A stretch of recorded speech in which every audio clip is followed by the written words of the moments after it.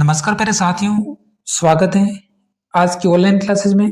आज की क्लास में बीएसटीसी परीक्षा 2026 के लिए राजस्थान जीके के अति महत्वपूर्ण प्रश्न हैं जो कि आज के सेशन में देखने वाले हैं।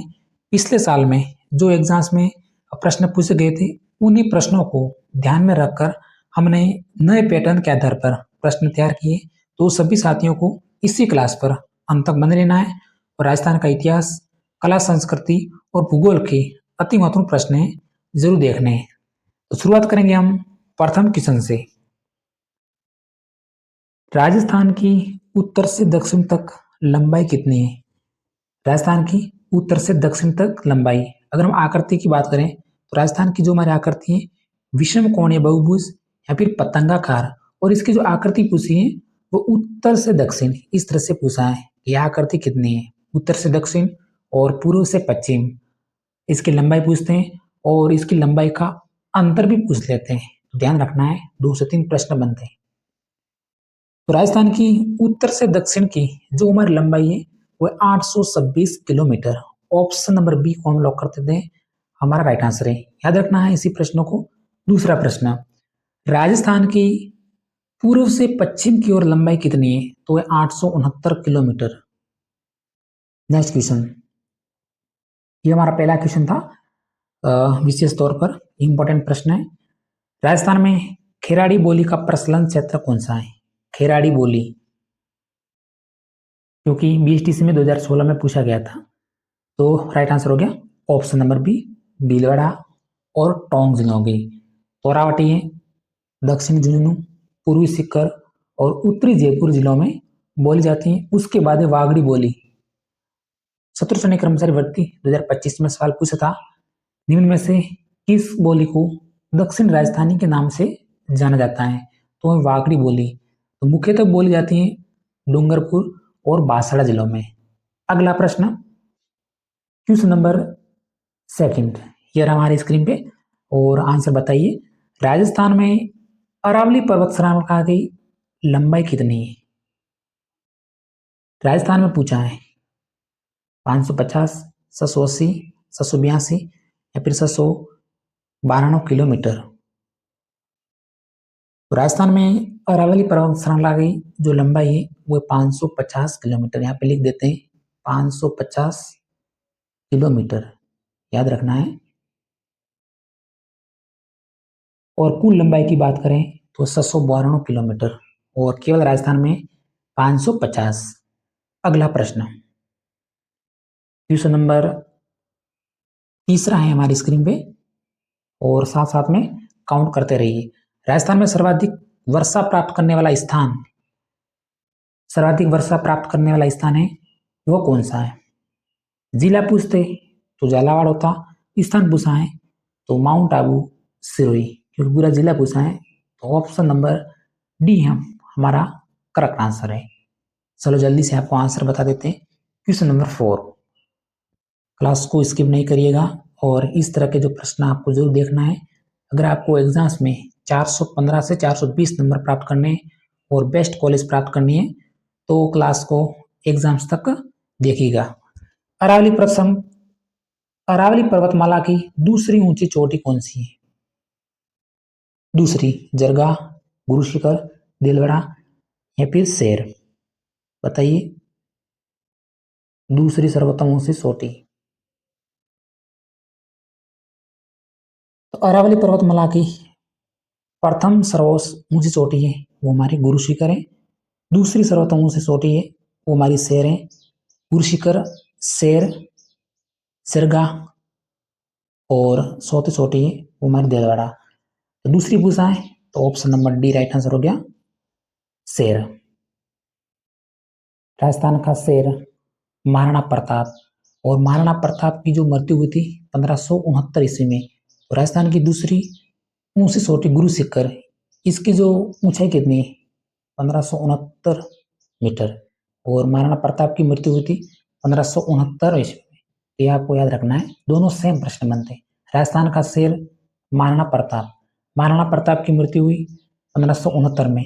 राजस्थान की दूसरी चोटी के क्या नाम है? शेर है, और इसकी ऊंचाई कितनी है 1569 मीटर। इस तरह से भी आप याद रख सकते हैं। ठीक है। नेक्स्ट क्वेश्चन नंबर से, होहोबा जोजोबा क्या है? होहोबा जोजोबा, तो भाई होजोबा ये क्या है? तिलहन की फसल है। ऑप्शन नंबर बी जल्दी से आपको बता देते हैं। राइट आंसर हो गया एक तिलहन की फसल। नेक्स्ट क्वेश्चन, क्वेश्चन नंबर से हमारी स्क्रीन पे जा, लूनी नदी का उद्गम स्थल कौन सा है? लूनी नदी पश्चिमी राजस्थान की सबसे बड़ी नदी है, और राजस्थान की नदियों में बात करें तो दूसरी नदी मानी जाती है सबसे बड़ी, क्योंकि प्रथम तो हमारी संबल हो गई, दूसरी लूनी, और तीसरी माई है। तो लूनी नदी का उद्गम स्थल है ऑप्शन नंबर सी। यहाँ पे सभी साथियों को लॉक कर देना है, नागपाड़, पुष्कर, अजमेर। अब यहाँ पे देखिए संबल नदी, तो संबल नदी का उद्गम स्थल कौन सा है? जनापाव की पहाड़ियां, मऊ, मध्य प्रदेश, ये संबल नदी का उद्गम स्थल है। उसके बाद एक खमनोर की पहाड़ियां, राजसमंद, ये बनास नदी का उद्गम स्थल है। और अरावली की पहाड़ियां, जयपुर, ये बैराट नदी का उद्गम स्थल है। और नागपाड़, पुष्कर, अजमेर, ये लूनी नदी का उद्गम स्थल है। तो ऑप्शन नंबर सी। उम्मीद करते हैं आपको क्लास है जो कि समझ में आ रही है। नेक्स्ट क्वेश्चन नंबर 7, किस नदी को राजस्थान की कामधेनु के नाम से जाना जाता है?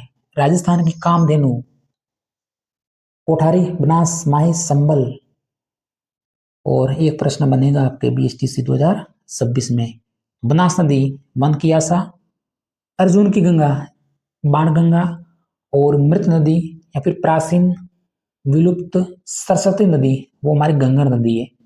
इसी प्रकार राजस्थान की कामधेनु है वो हमारी संबल नदी। ऑप्शन नंबर डी प्यारे साथियों जल्दी से आपको लॉक कर देना है, संबल नदी। नेक्स्ट क्वेश्चन नंबर 8 हमारी स्क्रीन पे, राजस्थान के किस जिले में सर्वाधिक वन है? किस जिले में सर्वाधिक वन है, यह प्रश्न पूछा गया है। सिंपल सा प्रश्न है, सभी को आता होगा। ऑप्शन नंबर सी हमारा राइट आंसर होगा, उदयपुर जिले में सर्वाधिक उदयपुर है, और न्यूनतम वन है वो है चूरू जिले में। नेक्स्ट क्वेश्चन नंबर 9 हमारी स्क्रीन पे रहा, राजस्थान में सर्वाधिक सागवान के वृक्ष किस जिलों में पाए जाते हैं? सर्वाधिक सागवान, वो पाए जाते हैं बांसवाड़ा जिले में। ऑप्शन नंबर बी को लॉक करेंगे, हमारा राइट आंसर है। सर्वाधिक बांस कौन से जिलों में? तो बांसवाड़ा में, बांस बांसवाड़ा। सर्वाधिक सागवान ये भी बांसवाड़ा जिलों में। जल्दबाजी में उदयपुर नहीं बनना है, ये भी ध्यान रखना है। नेक्स्ट सोनार किला स्थित है, सोनार किला, ये किला हमारा ढाई साके के लिए जाना जाता है। अब आपके मन में आंसर आया होगा कि सर जी ऑप्शन नंबर ए को जल्दी से लॉक कर दीजिए, यही हमारा राइट आंसर होगा। जी बिल्कुल, ऑप्शन नंबर ए, Jaisalmer. Next question number 11, Kiradu का मंदिर स्थित है, किराडू का मंदिर जोधपुर, जयपुर, पुष्कर, या फिर बाड़मेर। किराडू का मंदिर ऑप्शन नंबर डी, बाड़मेर जिले में। नेक्स्ट थोड़ी सी जल्दी से हम आपको रिवीजन क्लास है जो कि समझ देते हैं, तो बने रहना, कम समय में आपको पूरे प्रश्न देखने को मिलेंगे। राजस्थान में प्रथम रोपवे कहाँ बनकर तैयार हुआ?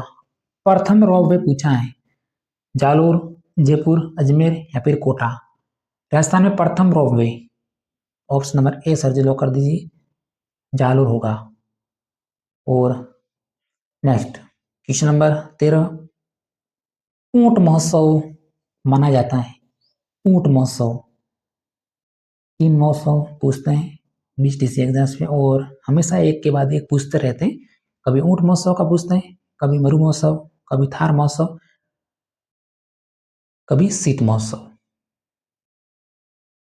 ऊंट महोत्सव मनाया जाता है, वो मनाया जाता है, ऑप्शन नंबर सी को लॉक कर देते हैं, बीकानेर जिले में ऊंट महोत्सव। अब यहाँ पे एक प्रश्न बोलता उस्ता कला, उस्ता कला कहाँ की प्रसिद्ध है? तो उस्ता कला बीकानेर की प्रसिद्ध है, तो वही का ऊंट महोत्सव है जो कि प्रसिद्ध है। उसके बाद है मरु महोत्सव जैसलमेर, थार महोत्सव है जो कि बाड़मेर में मनाया जाता है, और शीत महोत्सव है वो हमारा माउंट आबू सिरोही में मनाया जाता है। नेक्स्ट क्वेश्चन नंबर 14 हमारे स्क्रीन पे, राजस्थान में सहकारी दूध डेयरी का प्रारंभ सहकारी दूध डेयरी का प्रारंभ हुआ? चलो जल्दी से भाई आपको बता देते हैं, जयपुर से। ऑप्शन नंबर ए। नेक्स्ट क्वेश्चन नंबर 15, किस शिलालेख में मेवाड़ के इतिहास का वर्णन है? मेवाड़ के इतिहास का वर्णन। BST से 26 की तैयारी करें, बताइए राइट आंसर। और 20 मई को हमारा एग्जाम्स है।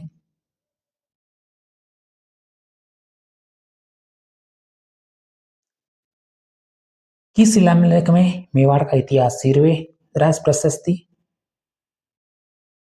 अश्लेषवर शिलालेख या फिर उपरोक्त सभी? यहाँ पर राइट आंसर होगा ऑप्शन नंबर डी, उपयुक्त सभी। नेक्स्ट प्रश्न है क्वेश्चन नंबर 16, जूते हुए खेत के साथ से किस सभ्यता में मिले? जूते हुए खेत, आड़, सुनारी, गणेश्वर, कालीबंगा। और कुछ सभ्यताएं और उनसे संबंधित जिले फिलहाल याद रखना है। जूते हुए खेत के साक्ष्य मिले वह ऑप्शन नंबर डी, कालीबंगा सभ्यता में। उसके बाद है कालीबंगा सभ्यता, मुख्यतः राजस्थान के हनुमानगढ़ जिले में स्थित है। बेराट ये सभ्यता जयपुर जिले में स्थित है। उसके बाद आड़, आड़ सभ्यता उदयपुर जिले में, गणेश्वर, नीम का थाना सीकर जिले में, और बागुर है जो कि भीलवाड़ा जिले में कोठार नदी पर है। तो कुछ सभ्यता महत्वपूर्ण थी, मैंने आपको बता दिया। कालीबंगा सभ्यता का प्रश्न 20 में पूछा जा चुका है। नेक्स्ट क्वेश्चन नंबर 17, किस परतिया राजा ने आदिवरा की उपाधि ग्रहण की? आदिवरा, प्रभास पाटन, महेंद्रपाल, वत्सराज, मीरभोज या फिर नागभट्ट प्रथम? आदिवरा ये प्राप्त की थी मीरभोज ने, option number C. Next question number 18, आज की क्लास में हम कुल 25 प्रश्न देखेंगे, ठीक है प्यारे साथियों। 25 प्रश्न देखेंगे एग्जाम से उपयोगी। कर्नल जेम्स टोड ने मेवाड़ का मैराथन युद्ध कहा? मेवाड़ का मैराथन वो कहा था दीवेर युद्ध को, option number B. Next question number 19, Jaipur को गुलाबी रंग से रंगवाया? माधो सिंह ने, प्रताप सिंह ने, राम सिंह ने या फिर जवाई जय सिंह ने? आंसर आता होगा तो तुरंत आपके मन में आंसर आ गया होगा। जयपुर को गुलाबी रंग से जो रंगवाया था वो रंगवाया था राम सिंह ने, option number C right answer हो गया। नेक्स्ट क्वेश्चन नंबर 20, राजस्थान का अजय दुर्ग कहलाता है? राजस्थान का अजय दुर्ग, क्योंकि इस दुर्ग पर अंग्रेजों ने कुल 5 आक्रमण किए थे, लेकिन 5 आक्रमण में उनको असफलता मिली। तो हमारा लोहागढ़ भरतपुर है, ऑप्शन नंबर बी।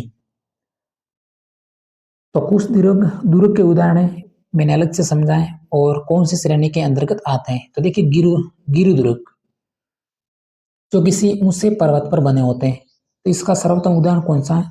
चित्तौड़गढ़ एक प्रकार का गिरि दुर्ग है। उसके बाद है जल दुर्ग। राजस्थान का एकमात्र प्रसिद्ध जल दुर्ग कौन सा है? तो वह गागरोन जो कि झालावाड़ जिले में स्थित है। उसके बाद है दानवन दुर्ग, तो इसका उदाहरण है सोनारगढ़ और भटनेर, ये 2 दुर्ग हैं जो कि दानवन दुर्ग के अंतर्गत आते हैं। उसके बाद पारिक दुर्ग, ऐसा दुर्ग जिसके चारों ओर पानी से भरी हुई गहरी खाई है, जिससे लोहागढ़, तो ये हमारे एक प्रकार का पारिक दुर्ग का उदाहरण है। उसके बाद वन दुर्ग रणथंभौर। नेक्स्ट 1857 के विद्रोह के समय राजस्थान में सैनिक छावनियां थी, सभी को मालूम है कितनी थी? 6 थी। नेक्स्ट मेवाड़ प्रजामंडल की स्थापना किसके द्वारा की गई? मेवाड़ प्रजामंडल की स्थापना कब की? तो 1938 ईस्वी में की गई थी मेवाड़ प्रजामंडल की स्थापना।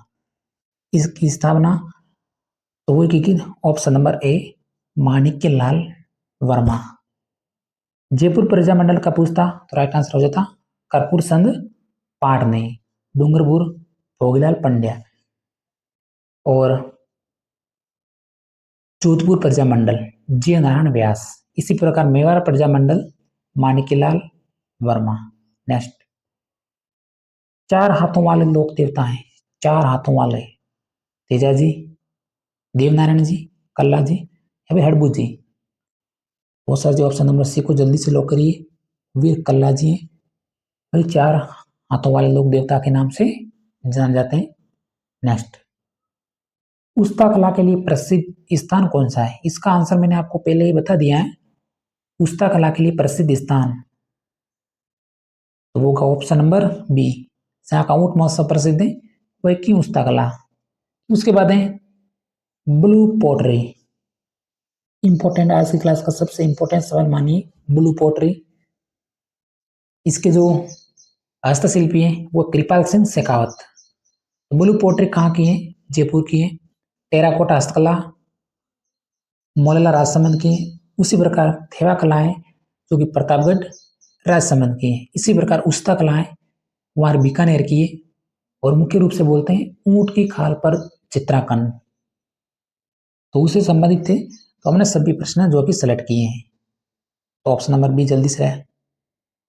नेक्स्ट, आज की क्लास का हमारा अंतिम प्रश्न है, कानड़देव प्रबंध के रचिता है। कानड़देव प्रबंध के रचिता, क्वेश्चन नंबर 25। चंद्रप्रदायी, शिवदास गार्डन, पद्मनाभ फिर सूर्यमल मिशन। कानड़देव, इसके रचनेता है ऑप्शन नंबर सी पद्मनाभ। और मुख्यतः कानड़देव प्रबंध में जालोर के शासक कानड़देव और अलाउद्दीन खिलजी के बीच युद्धों का वर्णन है वो देखने को मिलता है। और कानड़देव प्रबंध के रचनाकार हैं वह पद्मनाभ। तो प्यारे साथियों, आज की क्लास के आपको 25 प्रश्न कैसे लगे? अगर हमारी क्लास आपको शानदार लगी है तो क्लास को लाइक जरूर करिएगा और इसी तरह मिलेंगे अगले सेशन में। धन्यवाद।